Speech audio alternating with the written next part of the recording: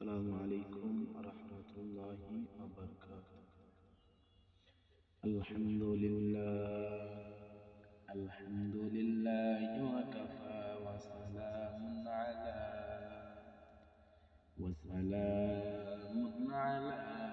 عباده الذين اصطفى. أما بعد،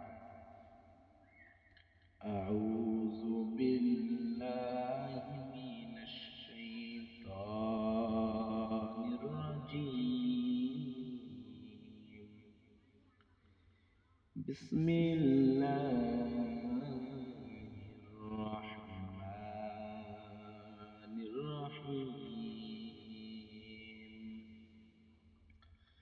والذين إذا فعلوا فاحشة أو ظلموا أنفسهم ذكروا الله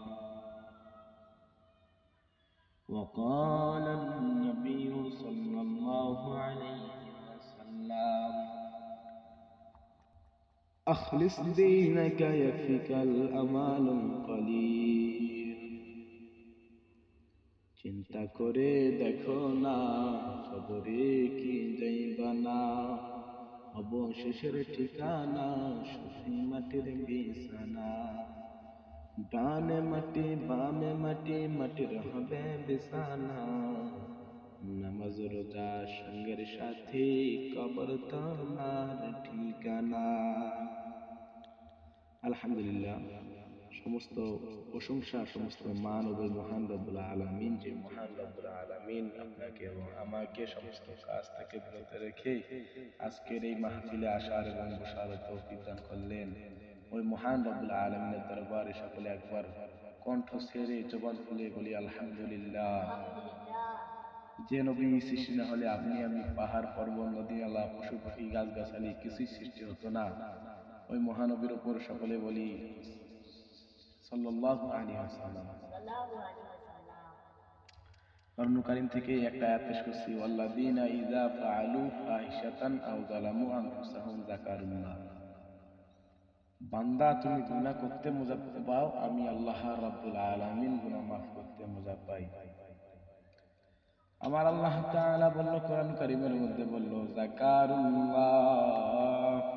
বান্দা, তুমি যদি গুনাহ করেই ফেলো, মাফ চাবা কার কাছে?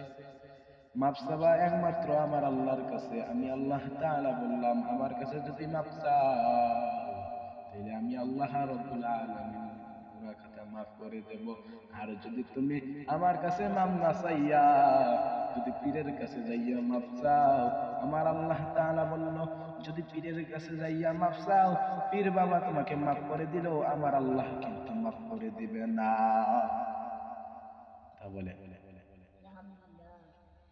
কথা বলেন ঠিক কি না?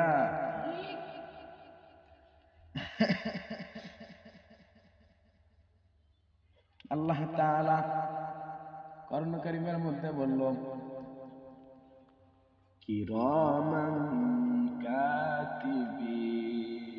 কিরামান কাতিবিন একদিন ডাক দিয়ে বলল, আল্লাহ, তোমার মতো আগাটা থেকে একটা বান্দা কান্তনগরের মেলার দিকে যাচ্ছে, আমি কি এখন গুনাহ লিখব?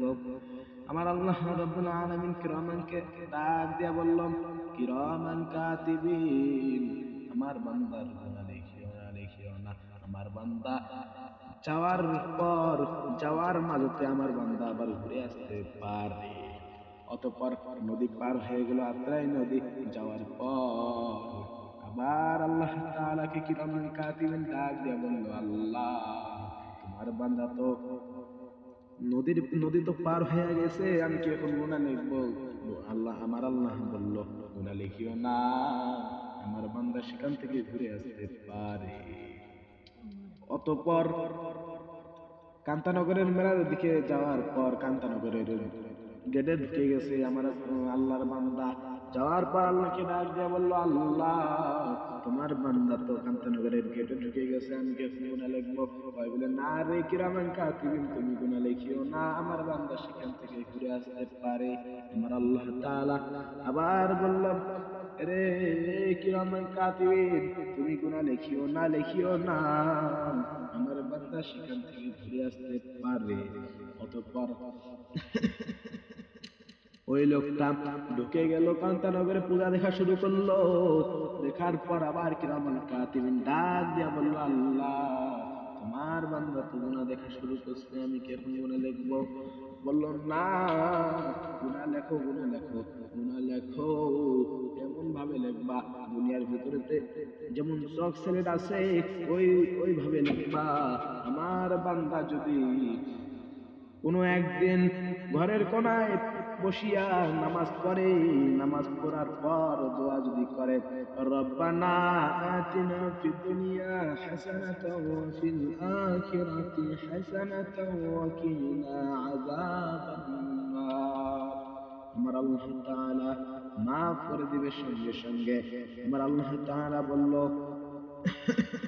আমার আল্লাহ তাআলা সঙ্গে সঙ্গে তাকে মাফ করে দিবে যদি দোয়া করতে পারে। আর যদি সে আমার আল্লাহর কাছে মাফ না চাইয়া পীর বাবার কাছে মাফ চাইতে যায়, আমার আল্লাহ তাআলা মাফ করবে না। কিন্তু পীর বাবা মাফ করলে আমার আল্লাহ রাব্বুল আলামিন মাফ করবে না, ঠিক কি না?